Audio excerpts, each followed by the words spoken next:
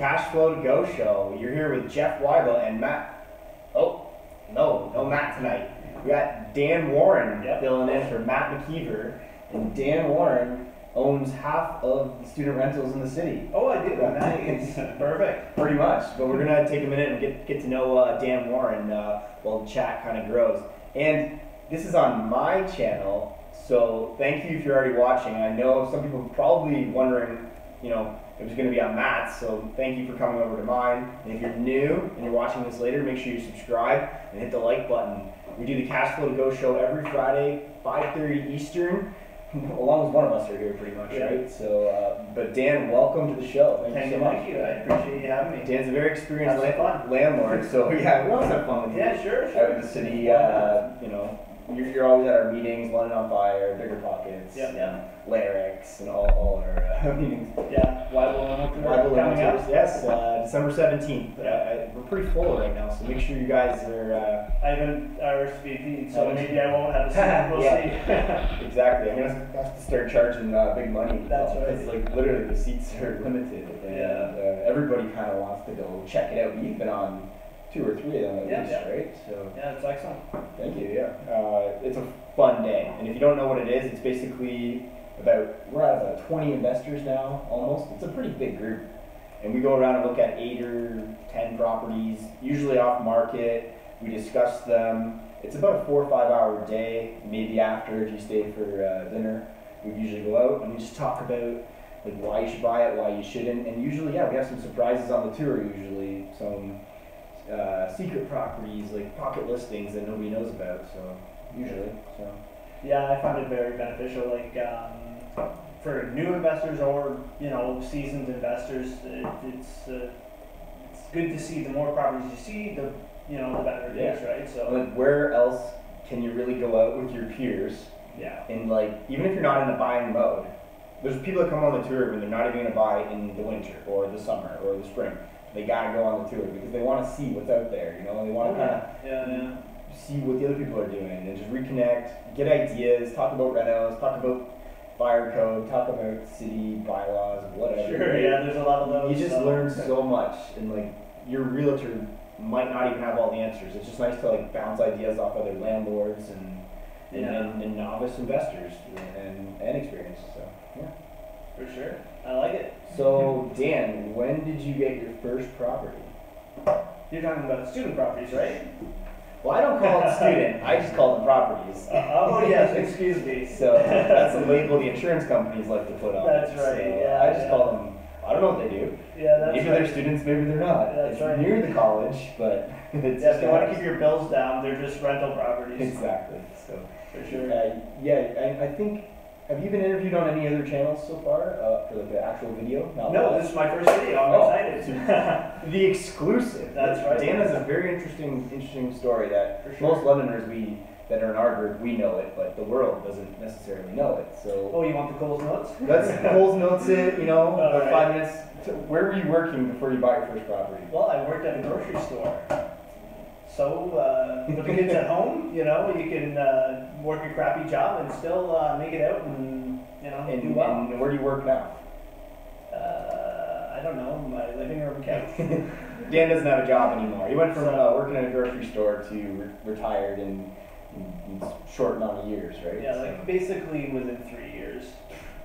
Fantastic. So, but yeah, so I can tell you maybe a little bit about that. Yeah. So, basically my first student property, I guess you could call it, I got in 2012, and that was after there was some problems at the college. A little bit of a party got out of control, the cops were called. Yes, I remember you looked at a property that I had bought, and we didn't know about this till 5 years later. Remember the triplex?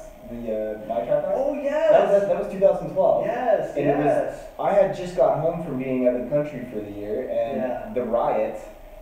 So if you want to do a separate search London, Ontario, March 17th, 2012. It was international news where there was riots right by the college where police vehicles were turned upside down, burnt on fire. Well, it was a CTV van, but whatever. So the same effect. Yeah, and that went the BBC, I think, reported on that. So. Yeah, people were telling me, there was a girl that I used to work with, she said that she was in, I think, a subway station in Germany, and it came on the TV, so.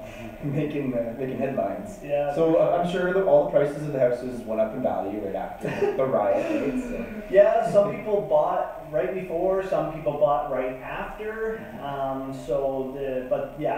The prices dropped, I want to say 25%, depending on which property you're looking at. But it was quite substantial.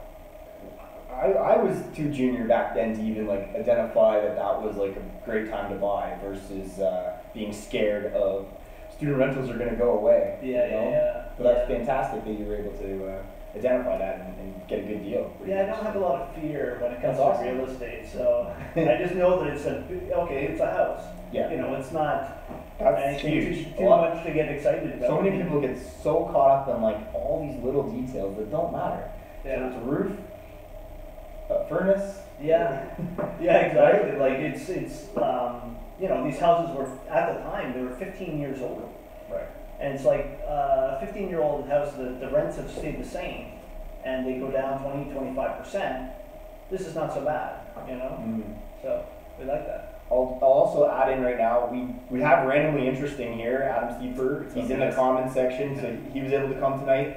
Since this is not usually on my channel, if you guys could just really share it on your social, try to get some more people in, that'd be amazing. I don't have Matt's followers, but I'm at 424, I think, right now. Nice. So trying to get to 500 hopefully by Christmas. So anyways, we carry on. Oh yeah, so the story. Yes. So basically, we started buying, we bought the first property just on a whim, went and looked at it, it was a nice price.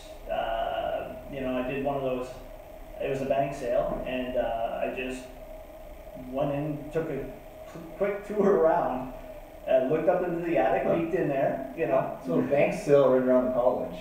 Yeah, That's kind of rare these days. These days, but at that time there were a few, and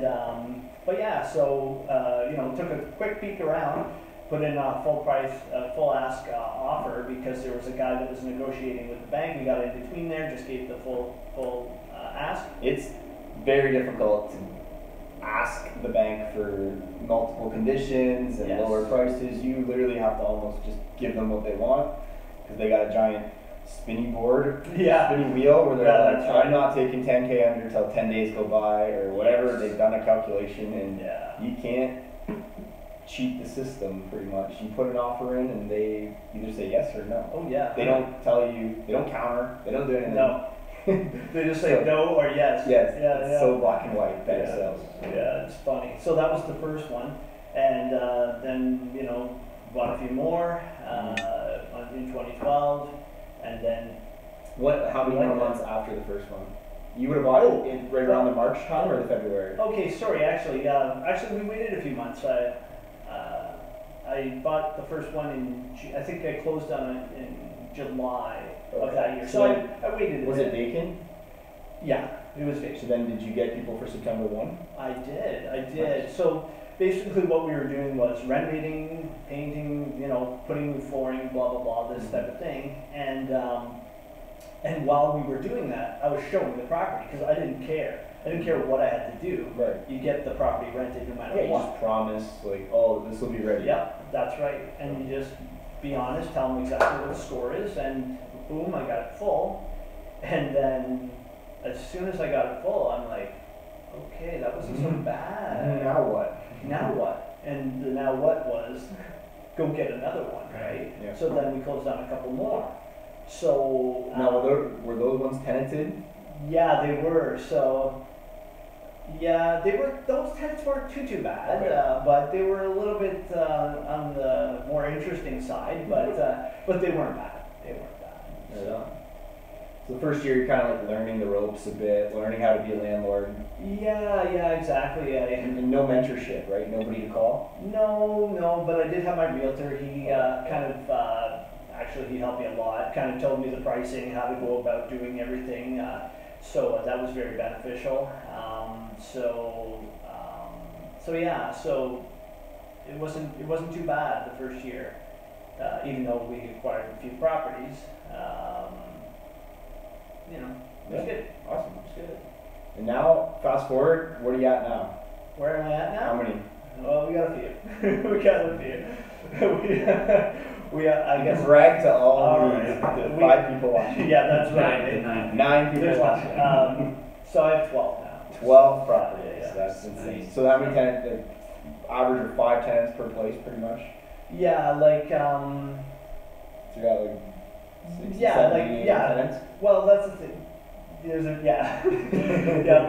We have over 60 now. So, but yeah, I like what you're doing. You're kind of getting the numbers out of me. But that's all right. It's good.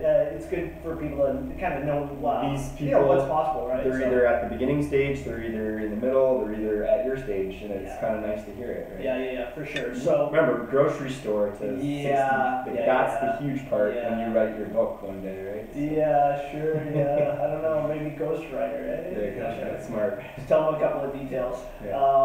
But yeah, so yeah, we have a few properties now. I think I quit my job at property number 8 from 9, something like that. Was it getting in the way, or was it just like time to, you don't need it?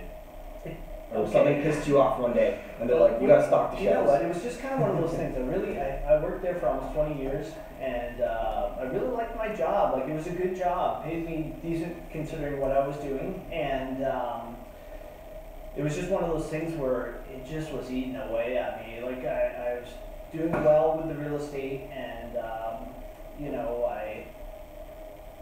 I just started to feel like, oh man, even though everybody was nice to me at work, it's like getting told what to do really gets old when you become successful at something. So, but I really appreciate all the people I worked for and all that. You know, they were really great and gave me a lot of little perks. Like, I got away with a lot there. Okay. So, do you remain in touch with any of them? Or? Oh yeah, yeah. One of them, most importantly, is my brother, who was a partner on a few of these houses with me. You know, I gotta keep in contact with my brother, right? So, but no, I do, and but yeah. Now we're doing. How many other partners do you have on them? Just my brother. He took a risk. Everybody was afraid of that riot. He would have seen your. Okay, he went on early, but.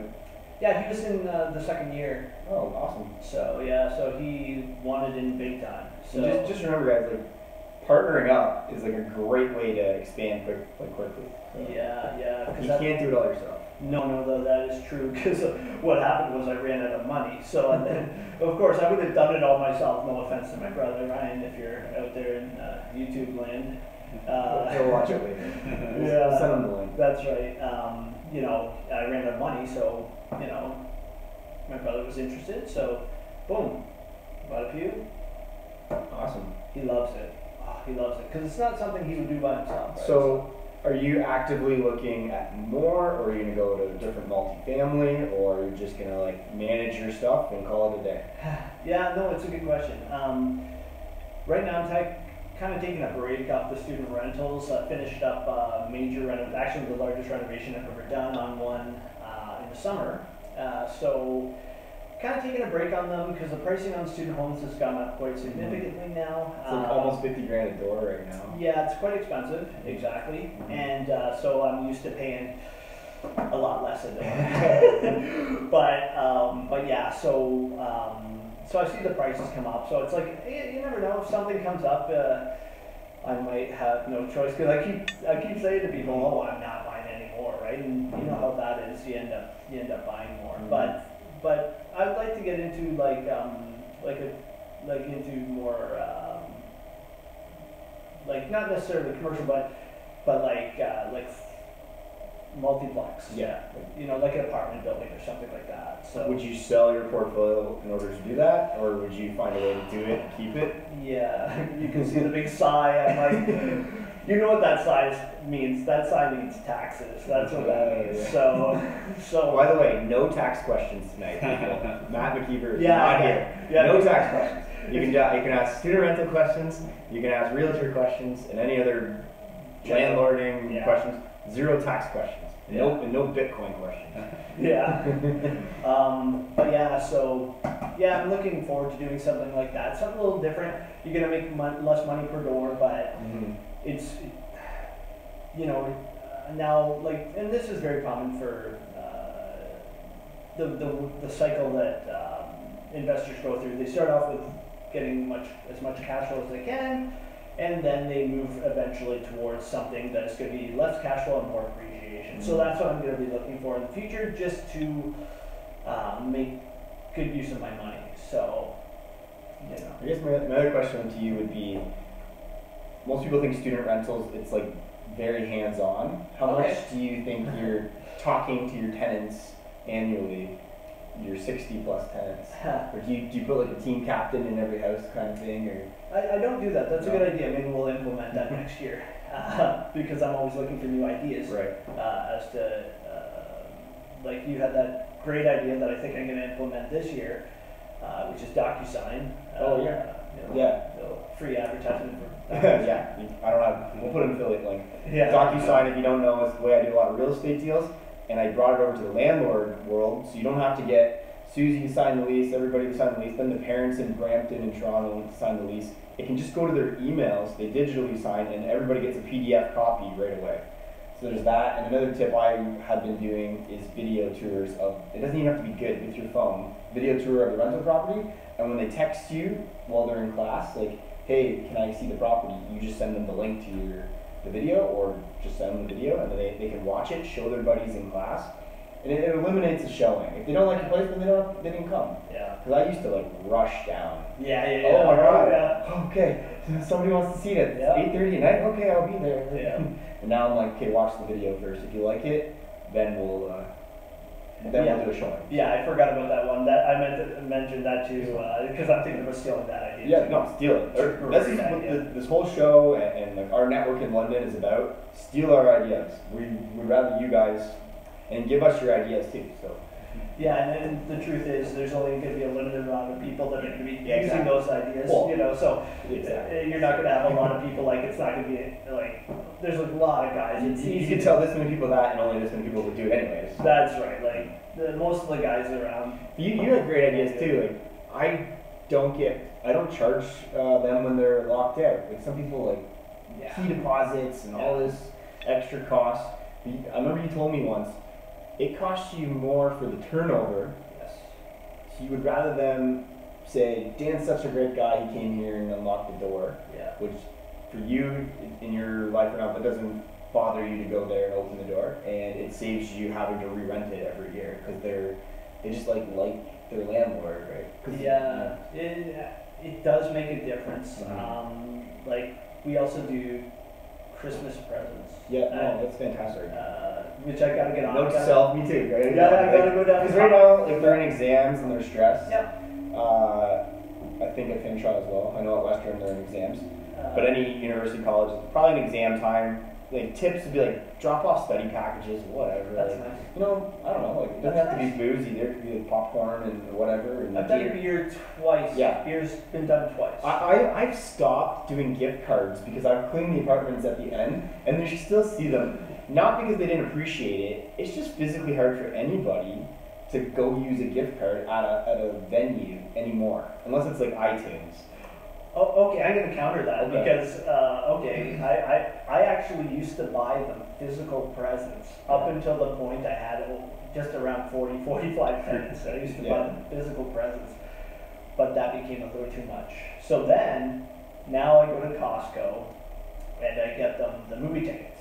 Okay. So it's a gift card, but I think they use them. I think they use them. They still have to go to the movie theaters, which is Well, the thing is, I think they're going there anyway. if they do, yeah. You know what I mean? They're gonna go there.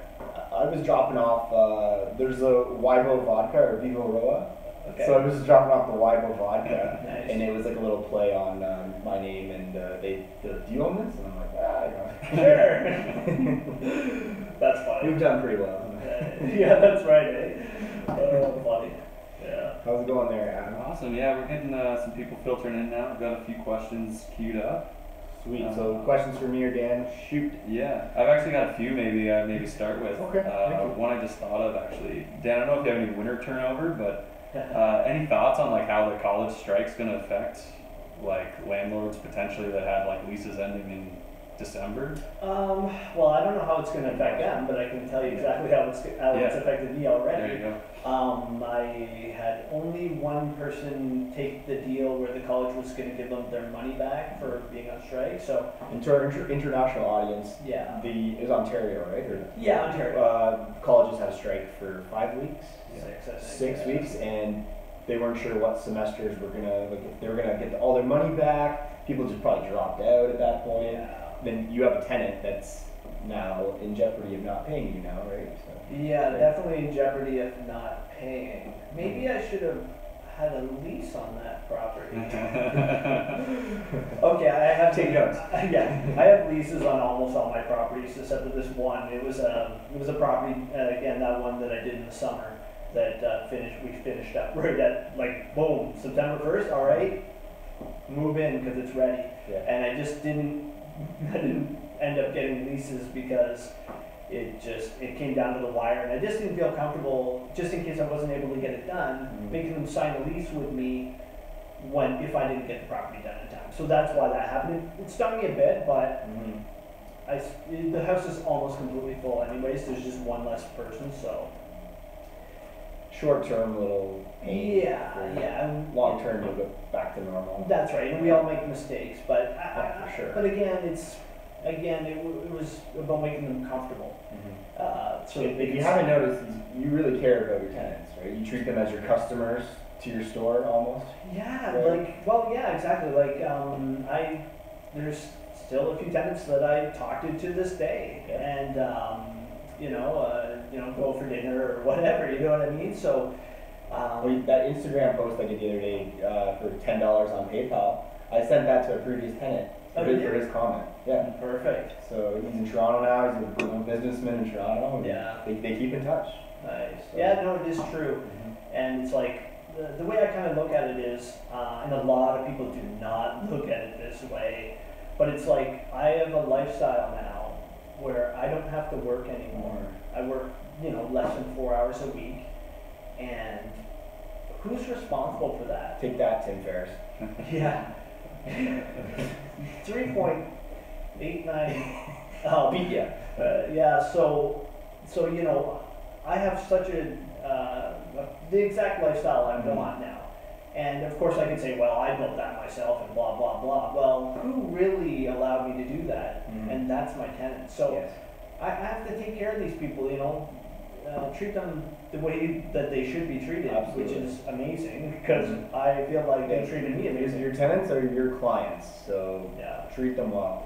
Yeah. How many people get done their university, college careers just socially growing up, and you've heard, my landlords never saw him, never heard from him, he never fixed anything. Yep. That's all I ever heard growing up. Yep. Before I got into any of this. No, it's and true. then you get into our network, and we're all like, please tell me when something's broken. Like we want to know. That's right. Like, Yeah.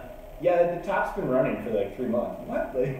Yeah. No, it's funny actually. It's interesting you bring that up because that property I was just talking about, the summer property.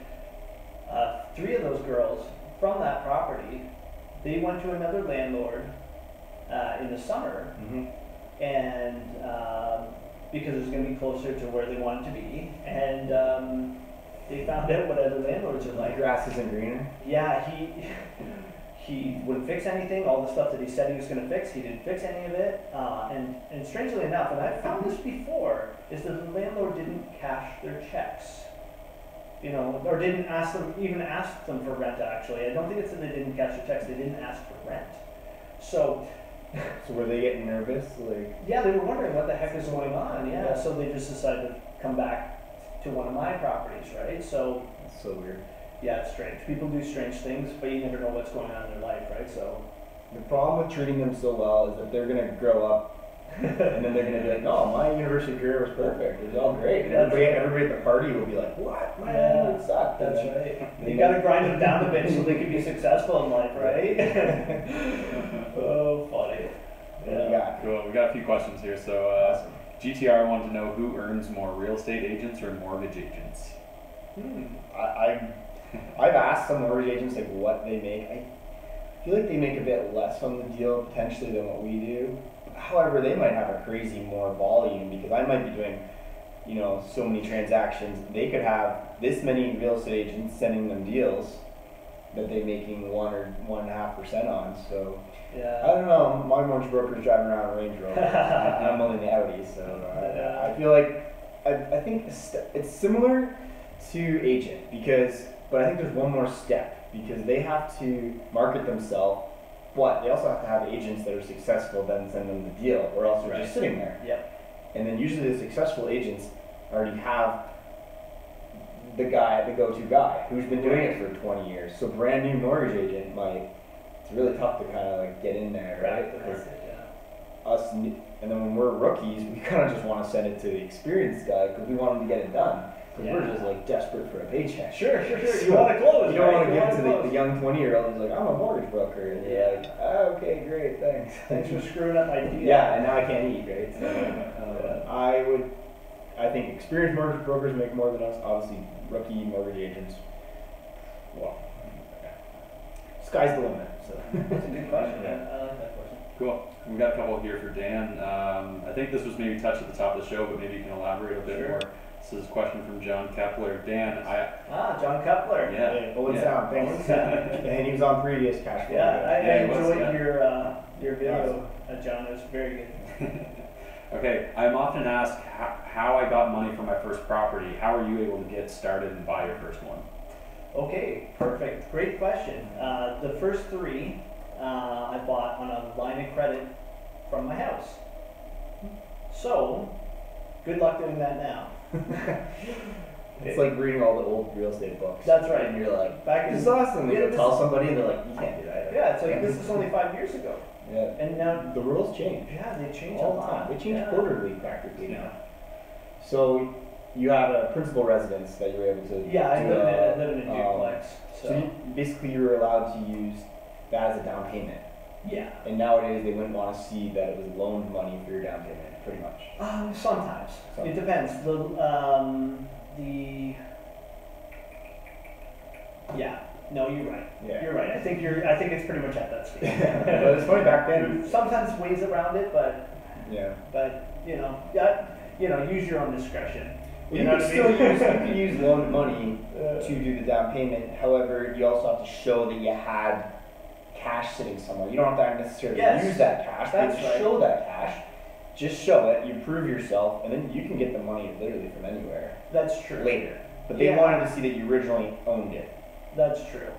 So. You want to make it so they're not asking questions. And I don't know if Spencer's in the chat, but we got mortgage I haven't brokers. seen them today. Okay. Oh.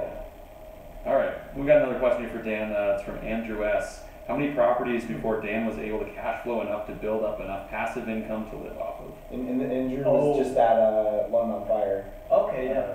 Okay. Oh yes. Okay. Yeah. Western. Okay, I remember. From Western. Yeah. Okay, great. No, that's a great question.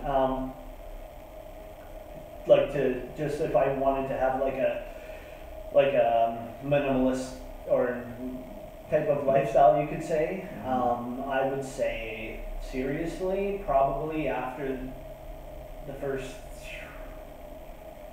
3 or 4. Would that get you to $3,000 a month in cash flow? More? I used to have numbers, right? I wanted $4K a month. It's hard to say, but but it's especially because it's different now. Yeah. It's hard to compare, but for whatever you want to say, a minimal lifestyle, you have a few properties and you can do it. But mind you, I didn't want to go back to the grocery store after quitting, so I wanted to make sure that I had enough. So I waited until double that. Yeah, and most people think that cash flow is just replacing the job retired, right? However, roofs need to be repaired, Yeah. things happen. Now you're like cutting into this salary that you've created from cash flow. So it's not such a black and white, like I'm moving to 4K cash flow and call it a day, because that's what I made at my other job. Yeah. Done. I used to think that, it's pretty hard now. Things come up. Yeah, and then you do things like I do, like you do a major renovation, and you use it all your cash, and you're like, what the heck is going on here? So, you gotta act reasonably, I guess, when you're self-employed, I guess. For sure.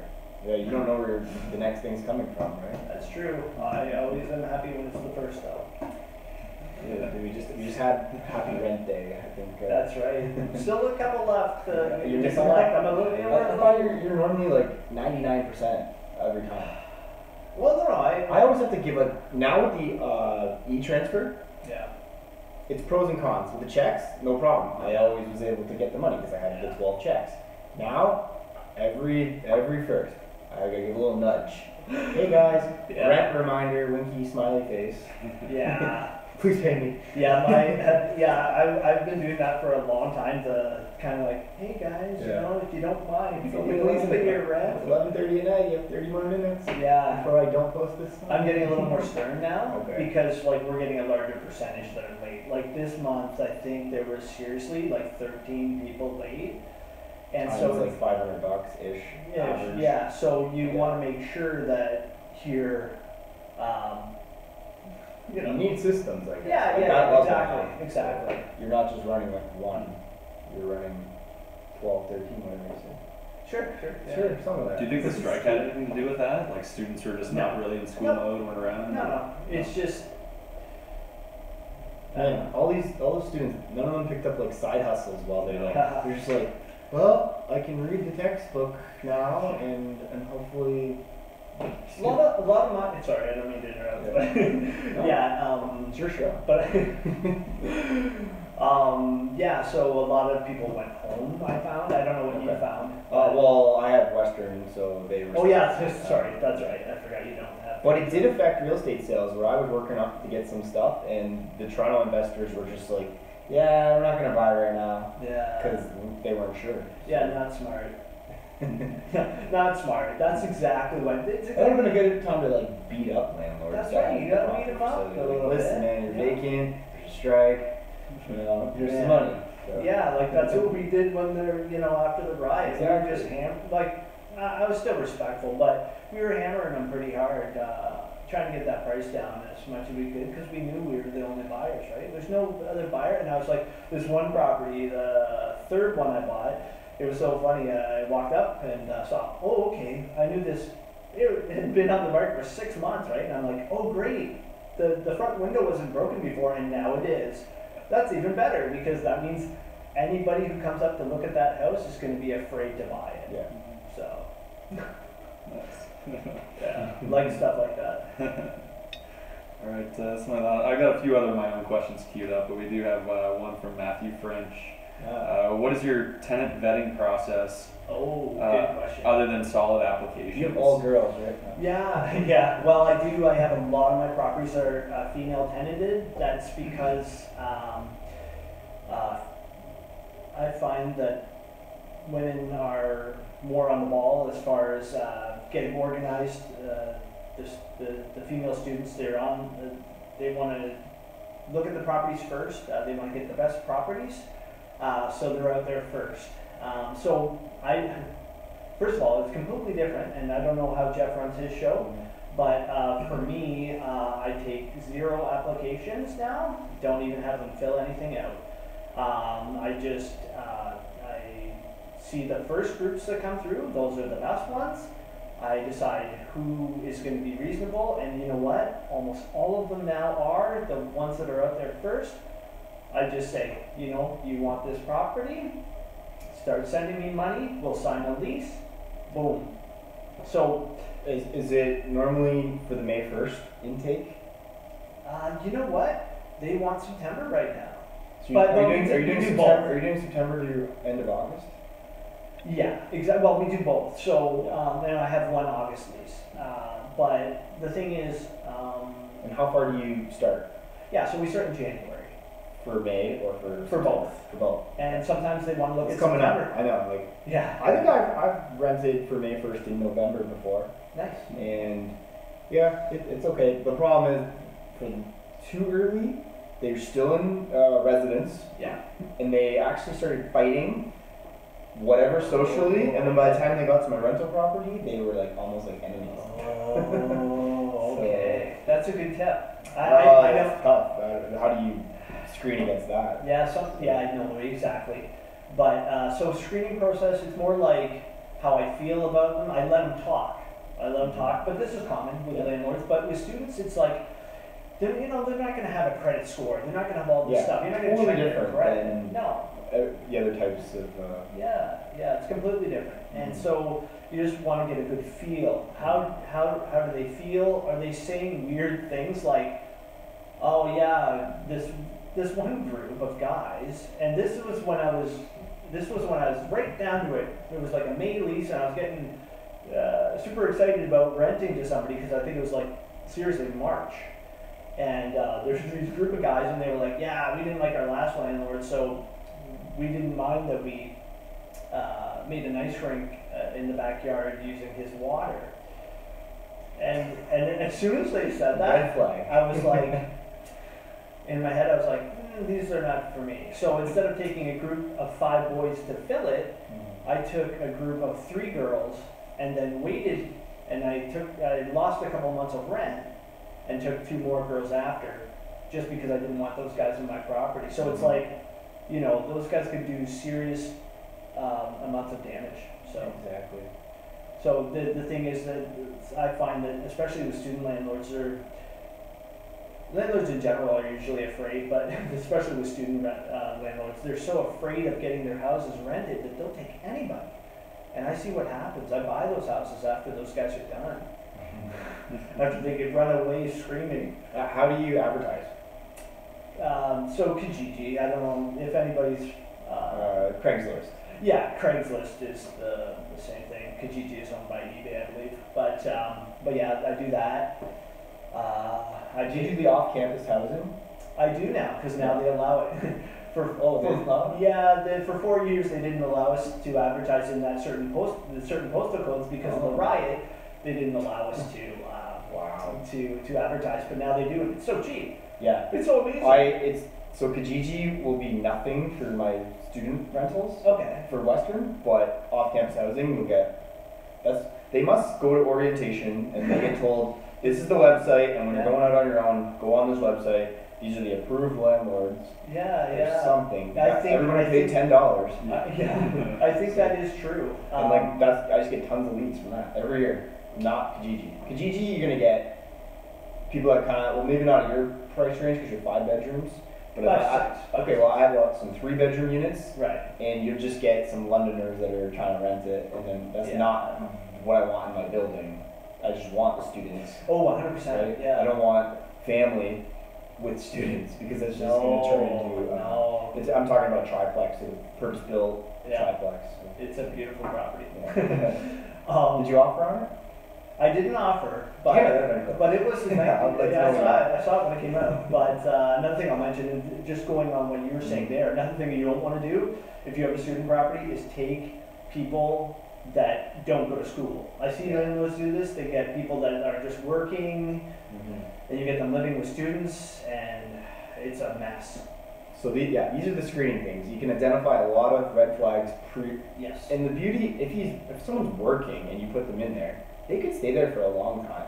Yes. And the beauty and bad part about student rentals is the turnover. You have a chance of getting higher rent almost every year, every other year. Yeah. Whereas we will go out to multifamily properties in the city, and somebody's been living in a unit for $400 since 1994, and now it's a $1,000 unit, but the landlord never moved that guy because he was nice, and then he's trying to sell the property and we can't buy it. But I think every year since 2012, student rental prices have just been like going up now. At least for me, for the downtown. Yeah, like especially with you guys, we're experiencing that now. You need to just do a stand and just be like, stop listing these for $4.25. Oh yeah. They can do that all day long because it doesn't bother me a bit because I'm not competing with anybody, and that's a key. That's important. That's a key. Is you in landlording in every aspect of your life. It's if you think you're competing with someone, you're gonna lose because. There's a giant tower that went up. That didn't scare you? No. Because you have a better product. No, yeah, exactly. There was a guy that sold me a house last January. He was afraid of the tower. It had already been built at that time and already had been rented. But there was people that were just afraid of that. And There's always going to be people that want to have a house and build a hockey rink in the backyard. That's right. Yeah, exactly. Can't do that in the tower. Yeah, that's true. And you have a 5-bedroom apartment. 5 people in no balcony. They are. They're 4 and 5 bedroom apartments for students. And And you it's want to like, ride the elevator all day, and yeah, it's so they don't want to live in that. But the nice thing what it does is it allows us, because their rents are so high, it's allowing us to boost our their rents are here now. You can just be like, okay, Yeah. well, you could have been here. Now you're like, okay. and we look cheap. And then We look everybody's like, okay, I don't want to spend. Oh, I'm gonna save going over to Dan's. That's right. So, And so, yeah, so we're not competing on price. I have high quality product, you know, you get the best product, you tell them, look, boom, come and live in my house, you know, but you don't have to say a lot, just that it's gonna rent if you don't rent it. And they rent, and rents are probably going up 10% this year. that's great. So, like you said, but obviously not for my old tenants. Everybody can do it the way they would like to do it, but again, this is about reducing turnover. For the students, I never increase their rent. Very good point. And sort of we're not answering a lot of those questions. We're probably just answering these a lot. I was taught a lot of landlording things that people like tried to put on me for my student stuff. Yeah. And it was like, every year you got to give them that rental increase. Yeah. Well, that makes sense on long-term multifamily properties that have like, people with working jobs and Yeah. such. So you don't have that guy in there paying $400 from 1994. Yeah. But for student rentals, they're going to be gone in 2 to 3 years because Yeah. the program is over. That's right. And do you really want to bother them for $8? Yeah, that's Yeah. right. And every year, that's $800 to $1,000 that you gotta go in there, paint, clean, blah blah blah, Yeah, all this stuff, exactly. right? All the things. So I was getting taught all these like strategies of like professional landlord. I'm like, Yeah. this doesn't apply to student rentals. It's a totally different game. It's a Yeah. totally different game. Like if they're late, you have to post notice and kick them out immediately. I'm like, why would I want to be vacant in February? Yeah. Like they're gonna pay for the most part. Oh, Their they parents pay. are attached They to pay. it. And They unless- always pay. It's not. So these were all like the normal landlording tips Yeah. that people tried to like put over top of the student rentals. It's a totally different beast. It is. It is. I think I'm missing something from that question that I wanted to add to. But, anyways, yeah. Oh, the rental increase or? Yeah. Oh, yeah. Yeah. Just that 10% increase is just going to be on the new properties. Or, sorry, the properties that have new tenants. But you know, and they're going to be happy to pay it because they'll see the rents are high everywhere, right? And at least with me, my rents aren't like I'm not going to go crazy, but I'm going to increase the rents and they get a high quality product, and I just keep on top of it, right? So it's worth it to pay the money for them because then they don't have hassles and stuff, right? So I don't know. Cool. So I've got a couple questions for Dan. Okay, sure. This is talking about jumping back in time when you left your job, or Sure. I guess what made you gravitate towards real estate in the first place? Like why real estate? Why not get a different job? Like, Late night info commercial. Oh man, well the thing, yeah, that's right. You're on a boat with Yeah, that's chains right. on. That's exactly that it. guy in the 80s. Yeah, that's right.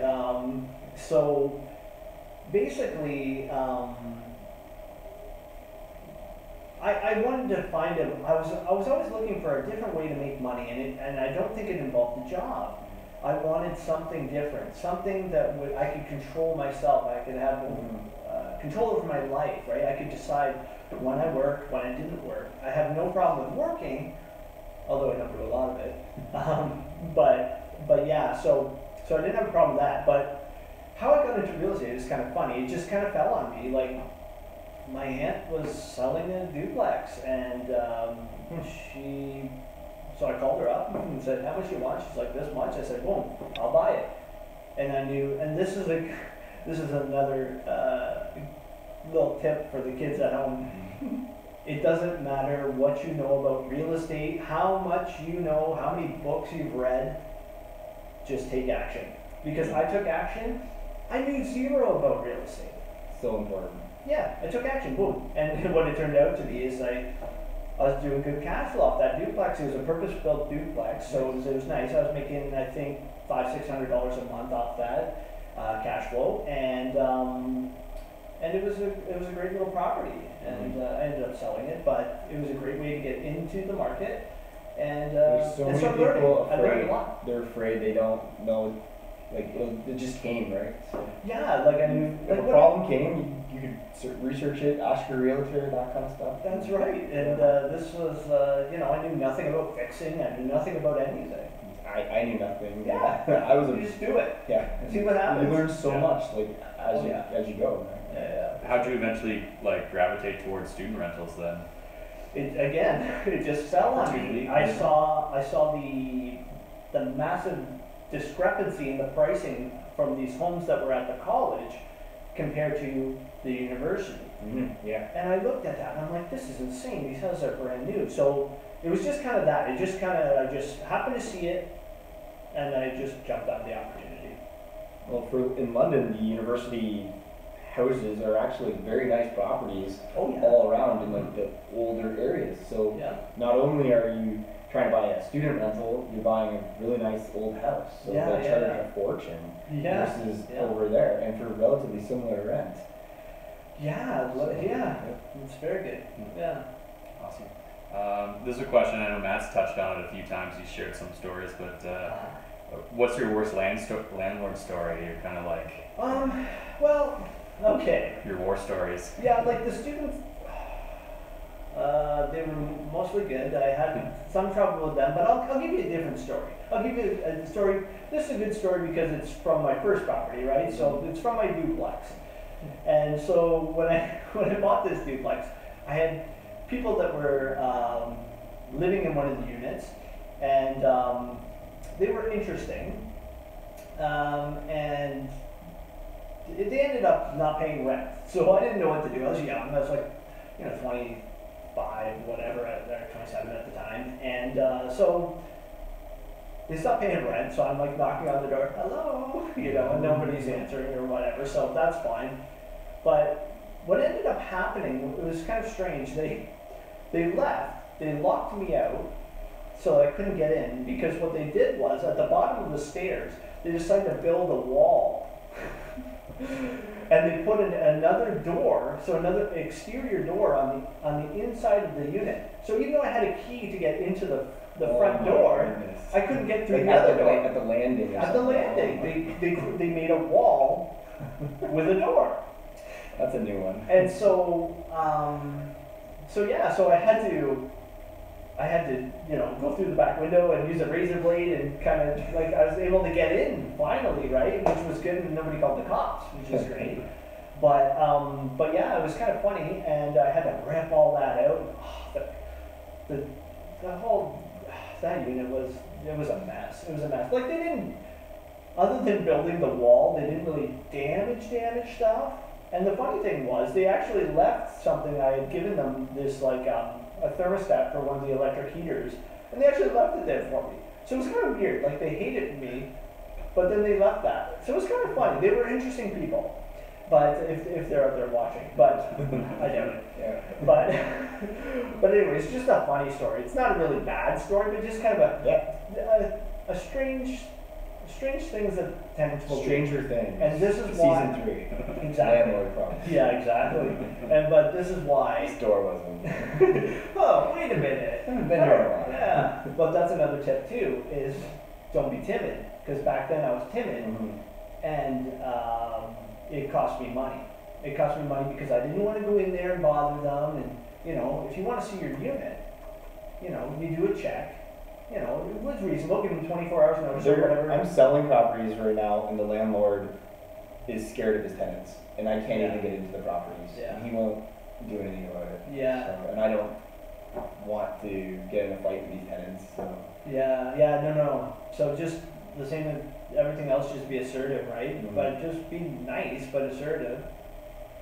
Or be mean, whatever you like. Like, most landlord problems, I just call them first world problems. Like, they're not that bad. Like, trails are locked out, this and this. Yeah. This is maybe leaking. Yeah. Hopefully they told you right away. Yeah. Like, everything is solvable for the most part. Yeah, it's like I always say now, and I think I heard this from, I didn't create this, but it's like, everything can be solved with money. So, well, okay, not everything, but in the landlord business, everything can be solved with money. Mhm. So yeah, like you said, leaky like I had that leaky pipe problem recently, you know, boom, we fix it.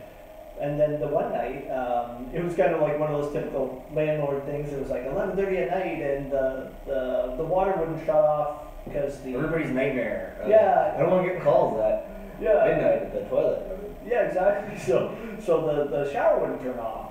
So the water was just running and running and running, right? So I texted my handyman, and he went over there and he fixed it. And you went back to Netflix, and you're That's back right. to bed. Yeah, that's right. Have a nap, you know. So That's because you have nice systems in place, right? yeah. You might not have started like that. No, I did all the work all the time. Worked again. I worked 40 hours at the grocery store, and then I worked probably another 40 at the property. So I was just working nonstop. For 3 years, I worked nonstop. Holidays, everything. No one ever saw me. So There's a lot of people that don't, like, I guess they underestimate the grind you got to put in potentially at the beginning to be where you're sitting at now. Yes. Everybody's like, oh, I can't wait to get there. But are they willing to put in those extra hours and work and sacrifice? And, yeah. yeah. You have to be. You have to be. You know, if you wanna be successful at anything, you know, real estate or whatever, you gotta put in that, like you said, grind, right? So Now you can coast. yeah, that's right. Just take it easy. That's maybe a good segue. I have one more question for you. We're getting it's about 20 after, so maybe you can tell people where to find you after this one. But I had a question about like what's your succession plan then with your properties, like long term. You're gonna keep them forever and pass them down in your will, or? Oh yeah, that's a good question because we touched on it a little bit before, but I missed commenting on whether I would sell my properties to buy a bigger building, and I think the answer is no, because I don't want to pay the tax because this isn't I'm in Canada, so otherwise I'd do it 1031 exchange in the U.S. and then you can move up to a larger property. No tax questions. Sorry, but anyway, so I'm just gonna hold these. Plus I think Matt did a video on 1031. Yeah, he did. So you can watch that. But yeah, so wait, what was the question? I was just asking what your succession plan is. Oh, my succession plan. You're gonna go back to school and rent a room from yourself. That's right. That's right. You go back to school.